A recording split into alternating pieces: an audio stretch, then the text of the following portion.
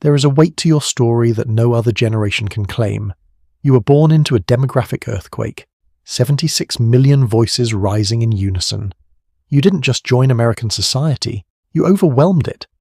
But your story doesn't start with a statistic. It starts with 12 million soldiers returning from the front lines of World War II. These were men and women who had looked into the abyss of global tyranny and refused to blink. When they stepped off those ships, they weren't just looking for a job, they were looking for a clean slate. Your parents weren't just building houses, they were building a sanctuary against a world that had already stolen so much from them. They had spent their own youth in the hollowed-out hunger of the Great Depression and the frozen foxholes of Europe and the Pacific.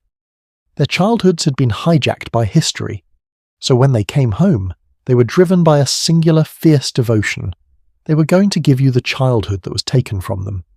Every consumer comfort, the hum of a new refrigerator, the flickering magic of a television set, the security of a neighbourhood where the doors stayed unlocked, was a gift of love.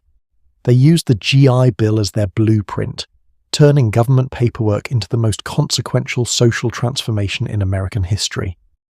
Fresh-cut pine and wet concrete became a fortress, and you grew up inside those walls breathing in something that couldn't be bought, the knowledge that you were protected, that you were wanted, that everything around you existed because someone had fought for your right to have it. This is where your story begins. No matter what was happening inside your house, there was always a world waiting for you outside. Think about the moment you stepped off your front porch. The screen door slammed behind you, and for the next 8 hours you were a free citizen of the block. No itinerary, no check-ins, no tracking device in your pocket. You moved through your territory like you owned it. Because in a very real sense, you did. But while many people reminisce about the freedom you had as a child, there is something else most people often forget. You were never truly alone. Picture Mrs. Henderson 3 doors down. She's sitting on her porch with a glass of iced tea in her hand, scanning the perimeter. She knows you, not in a friendly, surface-level kind of way. She knows everything. She knows your name. She knows your parents. And she knows the exact line between play and mischief. On this particular day, you're 10 years old, tearing down the sidewalk on your bike, and you decide to take a shortcut through old Mr. Patterson's flower bed. You look around, see no one, so you take the shortcut. Before you even make it halfway down the block, "Boy, get back here this instant." Mrs. Henderson is already off her porch. She doesn't call your mother, she doesn't file a report, she handles it herself right there on the sidewalk. She tells you exactly what you did wrong, exactly why it matters, and exactly what's going to happen if she ever sees you pull a stunt like that again. Her voice carries the weight of absolute authority, and you listen. You listen because respecting your elders wasn't just a rule inside your own house. It was a universal law that held the whole world together. It didn't matter if the person correcting you was a relative, a neighbour, or a complete stranger. If they were older than you, they carried authority. You stood up when they entered a room. You held the door. You said sir and ma'am without being prompted. And when they corrected you, you accepted it. Because every adult on that street was a temporary guardian of your character. The neighbourhood was a distributed network of accountability. Your parents didn't need to be everywhere because everyone was your parent. 100 eyes were always watching to keep you safe, to keep you respectful of the peace that had been built for you. Your reputation followed you. You couldn't act one way at home and another way down the street. Your character was public property. You built it block by block, interaction by interaction, in full view of a community that expected you to measure up. And that knowledge didn't make you paranoid. It made you solid. It gave you a spine that didn't bend depending on who was in the room. While the neighbourhood kept you accountable, the playground didn't have any rules. The playground didn't even have safety regulations. It wasn't a primary coloured plastic landscape with rubber mats and rounded edges like today. It was iron, wood and unyielding asphalt, a place where physics had consequences and nobody was going to save you from them. Imagine you're 7 years old, standing at the peak of a 12-foot ladder. By today's standards, this was a site of criminal negligence. There were no guardrails, no harnesses, and no soft rubber flooring. Just a slab of sun-baked asphalt and a sheet of scorching aluminum. The metal is so hot from the midday sun that you can see heat shimmering off it. You know that as soon as your skin touches that slide, it's going to sting. But you didn't wait for someone to check the temperature. You sat down, you felt the burn, and you went anyway. because that's what you did. Then there was the merry-go-round, 1,000 pounds of steel bolted into concrete, designed to spin as fast as the biggest kid on the playground could push it. You'd grip those metal bars, plant your feet on the platform and hold on while some 6th grader decided to test the laws of physics. Your hands would start to slip, and if you let go, you'd fly off and hit whatever surface the playground happened to have: asphalt, packed dirt, concrete. Nobody sued anybody. You just got up, checked for blood, and got back in line for another turn. And then there was the giant stride. If you're too young to remember this, it was a tall pole with chains hanging from a spinning mechanism at the top. You'd grab a handle, run around the pole as fast as you could, and then leap. For a few seconds, you were airborne, swinging out horizontally, feet off the ground, nothing between you and the sky but your grip strength and whatever luck you'd been born with. The older kids figured out that if you wrapped your chain over everyone else's, you could launch one rider out at a 45-degree angle from the pole while the rest of you kept running. The unlucky kid would be whipping through the air, legs horizontal, holding on for dear life. When they finally lost their grip, they'd fly across the playground and land on hard-packed dirt or gravel or concrete. The giant stride was eventually banned. Every single one of them was ripped out of American playgrounds by the 1970s. You won't find one anywhere today, but you rode it, and you survived it. You weren't reckless. You were learning what your body could handle, learning to judge speed and timing and risk, learning that the world wasn't going to soften itself for you, so you'd better learn to absorb the impact. That slide, that merry-go-round, that giant stride, they taught you something no safety regulation could ever replace. You weren't made of glass. You could hold on when things got fast and unpredictable. You could take the hit when you fell, and you could get back up and do it again. If the playground taught you that you weren't made of glass, the vacant lot taught you that you could make things with your hands. There was no trip to the hardware store. You scavenged discarded plywood from construction sites, warped 2x4s left out for the trash.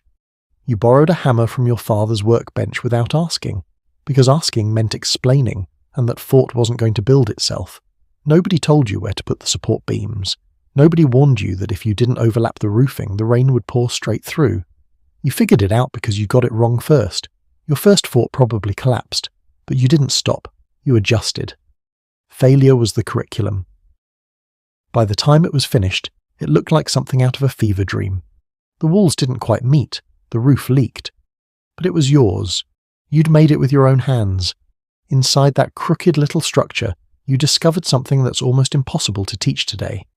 Things don't just exist. They get made. And if you want something to exist, you have to be the one who makes it. But sometimes, no matter how hard you tried, it wasn't enough. You came in last in the race.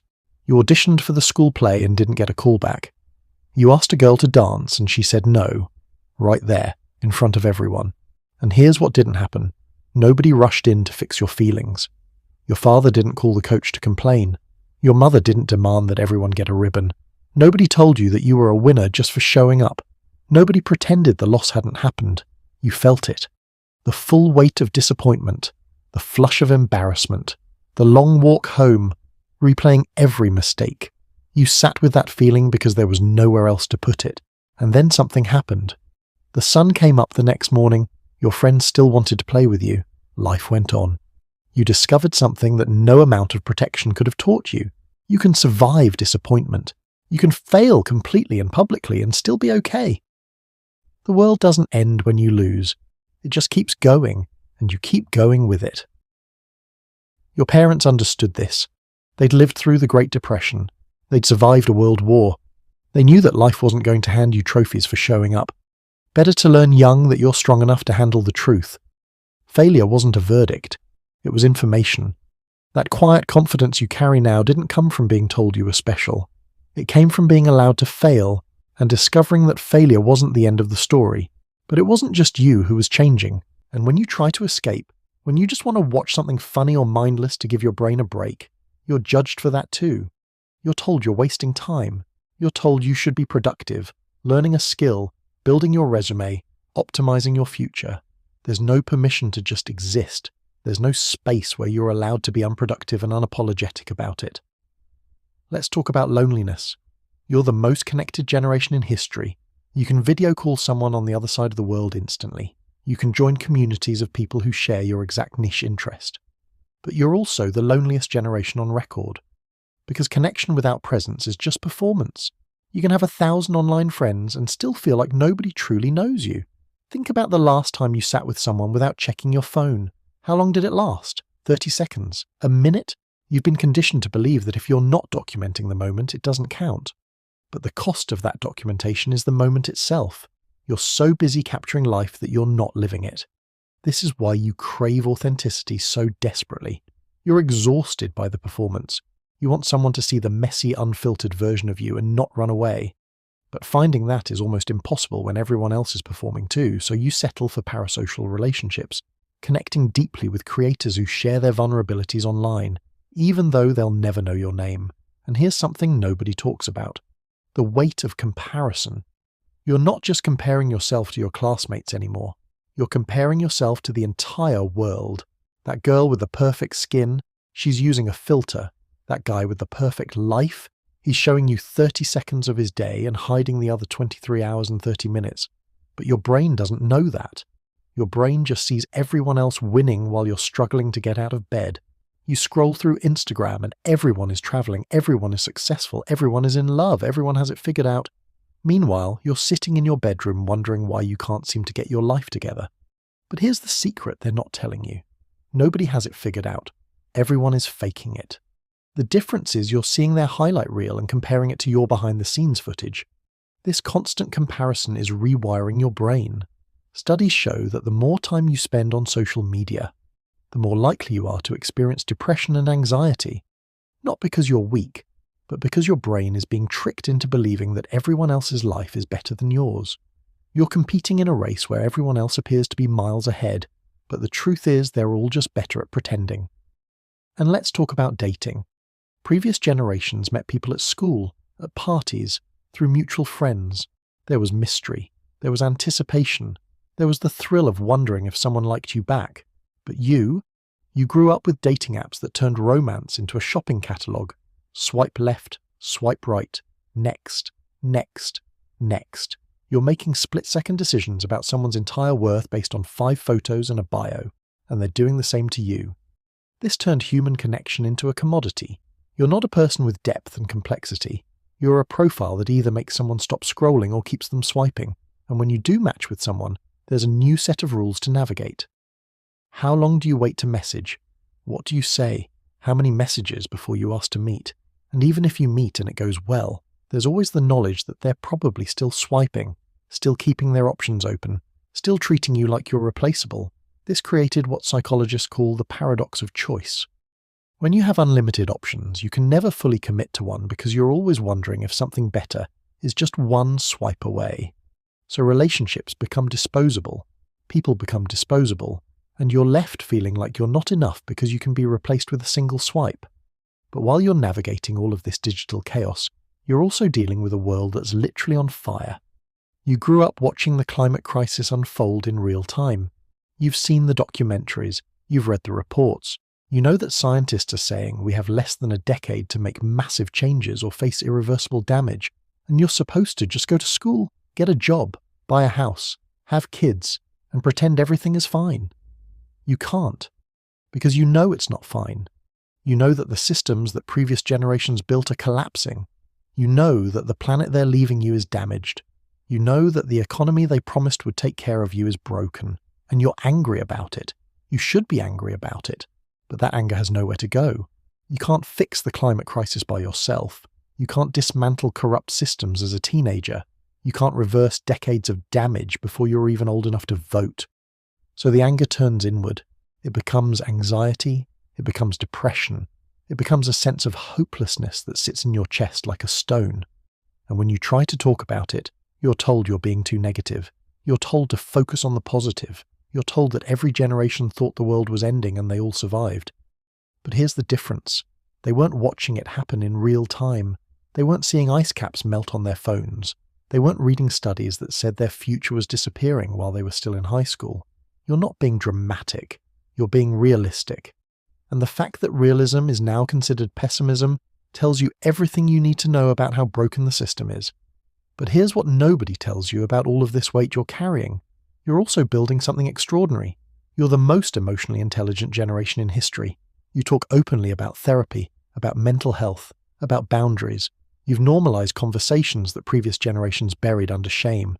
You've created language for experiences that didn't have names before. You're not fragile, you're honest. You're not overly sensitive. You're refusing to pretend everything is fine when it isn't. Previous generations called that strength, sucking it up. You call it what it actually is, repression, and you're choosing a different path. You're also the most inclusive generation. You see people, not stereotypes. You question systems that previous generations accepted without thought. You demand better because you've seen what the way it's always been produces. Inequality, environmental collapse, and cycles of trauma that nobody bothered to break. You're more politically engaged than any generation before you. You organize protests. You vote in record numbers. You hold institutions accountable. You refuse to accept injustice just because it's always existed. You're fighting for a better world even though you inherited a broken one, and you're more creative than any generation in history. You've turned memes into art. You've built entire careers out of content creation. You've found ways to express yourselves that didn't exist a decade ago. You've created communities across continents. You've used technology not just to consume, but to build, to connect, to create change. Every time someone from an older generation tells you you're too sensitive, remember this. You're not carrying less than they did. You're carrying infinitely more, and you're doing it without the ignorance that protected them.